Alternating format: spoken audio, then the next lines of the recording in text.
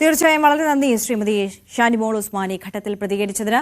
BJP. നേതാവ് ശ്രീ സന്ദീപ് വചസ്പതി കൂടി നമുക്കൊപ്പം ചേരുകയാണ്. ശ്രീ സന്ദീപ് വചസ്പതി, CPM-ന്റെ പ്രധാനപ്പെട്ട നേതാവ് മുൻ മന്ത്രിയുടെ ഭാഗത്തു നിന്നാണ് ഇത്തരത്തിലുള്ള ഒരു വാക്ക് വന്നിട്ടുള്ളത്. അതായത് ജനാധിപത്യ പ്രക്രിയയെ തന്നെ തങ്ങൾ അട്ടിമറിച്ചു എന്ന് വളരെ ആവേശത്തിൽ അദ്ദേഹം പറയുകയാണ്. അതിന്റെ പേരിൽ ഇനി കേസൊന്നും വന്നാൽ പോലും പ്രശ്നമില്ലെന്നും അദ്ദേഹം പറയുന്നു. ഇത് ഇപ്പോൾ ഷാനിമോൾ ഉസ്മാൻ പറഞ്ഞതുപോലെ തന്നെ സാധാരണക്കാരായുള്ള ജനങ്ങളുടെ ഒരു വിശ്വാസമുണ്ടല്ലോ ഈ ജനാധിപത്യ പ്രക്രിയയിൽ, അതിനെയൊക്കെ വെല്ലുവിളിക്കുന്ന തരത്തിലുള്ള ഒരു പരാമർശമല്ലേ അദ്ദേഹത്തിന്റെ ഭാഗത്തുനിന്ന് വന്നിട്ടുള്ളത്? അതായത് ഇതിൽ നാം മനസ്സിലാക്കേണ്ടത് CPIM എന്ന് പറയുന്ന പാർട്ടി ഗതികേട് കൊണ്ട് ജനാധിപത്യത്തെ അംഗീകരിച്ച ഒരു പ്രസ്ഥാനമാണ്. അത് ഞാനൊരു രാഷ്ട്രീയത്തിന്റെ പേരിൽ പറയുന്നതല്ല, അത് എല്ലാവർക്കും അറിയുന്ന ചരിത്ര വസ്തുതയാണ്. കമ്മ്യൂണിസവും ജനാധിപത്യവും തമ്മിൽ പുല ബന്ധം പോലുമില്ല. വ്യത്യസ്ത ധ്രുവങ്ങളിൽ സഞ്ചരിക്കുന്ന രണ്ട് ആശയങ്ങളാണ് ജനാധിപത്യവും കമ്മ്യൂണിസവും. അപ്പോൾ ഇന്ത്യ ഒരു ജനാധിപത്യ രാജ്യമായതുകൊണ്ടും ഇന്ത്യയിൽ അവരുടെ ഏകാധിപത്യ പ്രവണത നടപ്പാകില്ല എന്ന് തിരിച്ചറിഞ്ഞത് കൊണ്ടുമാണ് അവർ ജനാധിപത്യം എന്നുള്ളത് അടവ് നയമായി മാത്രം സ്വീകരിച്ചിട്ടുള്ള പ്രസ്ഥാനമാണത്. ഇതിൽ കൂടുതൽ എന്താണ് അവരിൽ നിന്ന് നമുക്ക് പ്രതീക്ഷിക്കാനുള്ളത്? CPIM-ന്റെ പാർട്ടി രേഖകളിൽ തന്നെ പറയുന്നുണ്ട്, ജനാധിപത്യത്തെ അടവ് നയമായിട്ടാണ് അവർ സ്വീകരിച്ചിട്ടുള്ളത്. അതായത് താൽക്കാലിക നേട്ടത്തിന് വേണ്ടി എന്നെങ്കിലും അവരുടെ പ്രോലിറ്റേറിയൻ ഭരണകൂടം വരുമ്പോൾ, ഒരു തൊഴിലാളി സമഗ്രാധിപത്യം വന്നു കഴിഞ്ഞാൽ അവർ ജനാധിപത്യത്തെ അട്ടിമറിക്കും.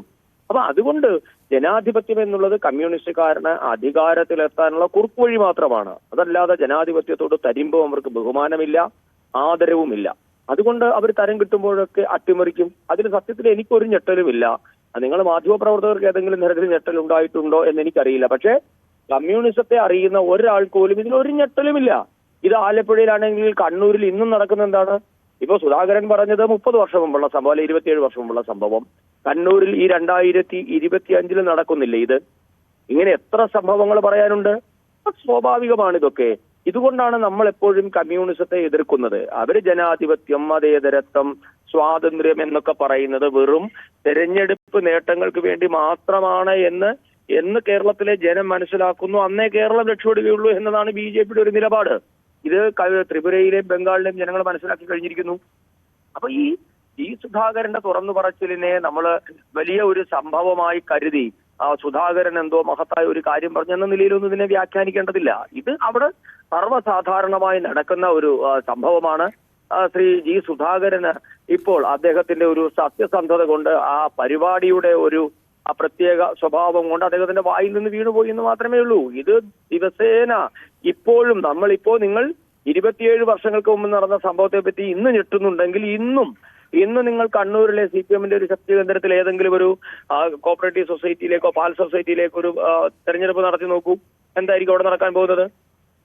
എതിരാളികളെ വോട്ട് ചെയ്യാൻ അനുവദിക്കാതിരിക്കുക, അവർ വരുന്നതിന് മുൻപ് അവരുടെ വോട്ട് രേഖപ്പെടുത്തുക, മരിച്ചുപോയവർ വന്ന് വോട്ട് ചെയ്യുക, ആ ബാലറ്റ് വെട്ടി പിടിച്ചെടുക്കുക, ഈ എന്താ പറയുന്നത് നമ്മളുടെ തപാൽ വോട്ടുകൾ കൂട്ടായി കളക്ട് ചെയ്ത് NGO യൂണിയന്റെ ഓഫീസിൽ വെച്ച് വ്യാപകമായി വോട്ട് ചെയ്യുക. ഇതൊക്കെ എക്കാലം ഇവർ ചെയ്യുന്ന പണികളാണ്. ഇവരിങ്ങനെയാണ് അധികാരത്തിൽ വന്നിട്ടുള്ളത്.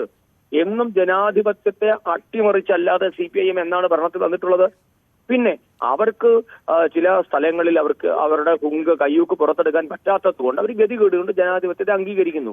ഇതിനപ്പുറത്തേക്ക് എന്താണ് കമ്മ്യൂണിസ്റ്റ് പാർട്ടിയും ജനാധിപത്യവും തമ്മിലുള്ള ബന്ധമെന്ന് ഏതെങ്കിലും ഒരു കമ്മ്യൂണിസ്റ്റുകാരൻ വെളിവാക്കി തന്നാൽ നന്നായിരിക്കും. വളരെ നന്ദി ശ്രീ സന്ദീപ് വചസ്പതി ഞങ്ങൾക്കൊപ്പം ചേർത്തതിന്. എന്തായാലും വീണ്ടും വിവാദ പ്രസംഗവുമായി രംഗത്ത്